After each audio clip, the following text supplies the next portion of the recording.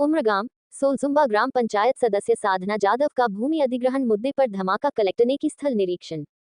Umargam railway overbridge से जुड़े भूमि अधिग्रहण के मामले ने एक बार फिर जोरदार विवाद का रूप ले लिया है। सोलजुम्बा ग्राम पंचायत की महिला सदस्य साधना जाधव ने इस मुद्दे पर प्रेस के सामने गंभीर सवाल उठाते हुए मामले को उजागर किया। साधना जाधव का आरोप है कि ब्रिज निर्माण के लिए करोड़ों रुपए का भूमि अधिग्रहण किया गया है, फिर भी कई संपत्तियों को अब तक नहीं हटाया गया है। इसकी वजह से ब्रिज के आसपास की सर्विस रोड आज भी संकरी बनी हुई है, जिससे आम जनता को भारी परेशानियों का सामना करना पड़ रहा है। स्थानीय लोगों की आवाजाही और वाहन संचालन में लगातार बाधाएं आ रही हैं।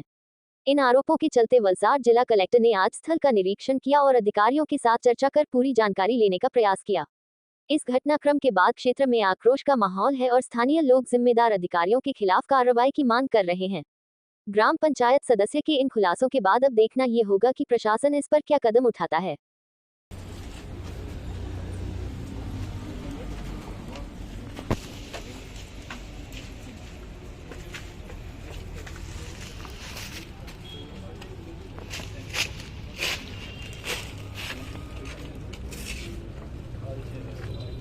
से तो भी जाए आमती जाने भाई आमती जाने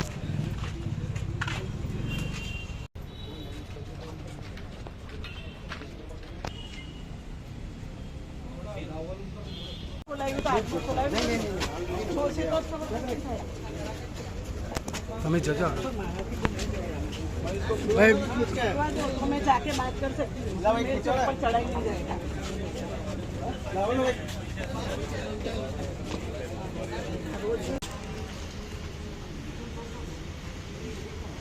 ये सब डेवलपमेंट को चलते जो पॉजिटिव रिस्पांस आया, 2 मीटिंग जो कलेक्टर साहब के साथ हुई तो उन्होंने अच्छी तरह से रिस्पांस भी किया और सामने से उन्होंने अपना इनिशिएटिव दिखाया कि मैं खुद आके प्रोजेक्ट देख लूंगा, क्योंकि आप जो दुखड़ा सुना रहे हो वो बात सही है कि गलत है वो कंफर्म करने के लिए आऊंगा।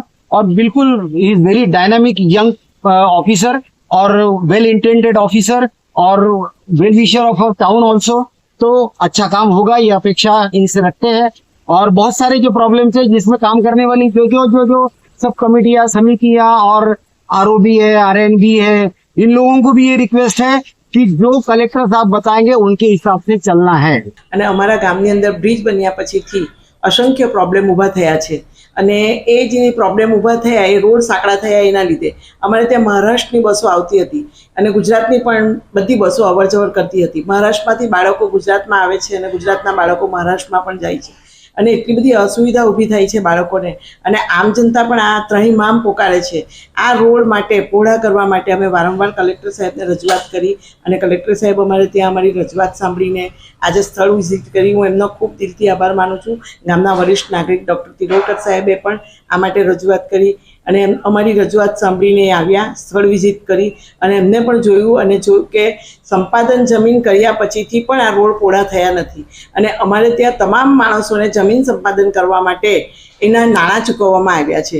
આ જમીન સંપાદનની અંદર મારા પોતાના પણ નાણાં આવ્યા છે, મેં પોતે પણ લીધા છે। તો આ સર્વિસ રોડ પહોળો ન થવાનો હોય અને ગામ લોકોને આવી જ અસુવિધા થતી રહેવાની હોય તો આ સરકારશ્રી દ્વારા જમીન સંપાદન માટે જે અમને નાણાં ચૂકવવામાં આવ્યા છે તે આવા ખોટા નાણાં અમને જોઈતા નથી। અમે આ નાણાં સ્વેચ્છાએ પરત કરીએ છીએ, અમને જોઈતા નથી।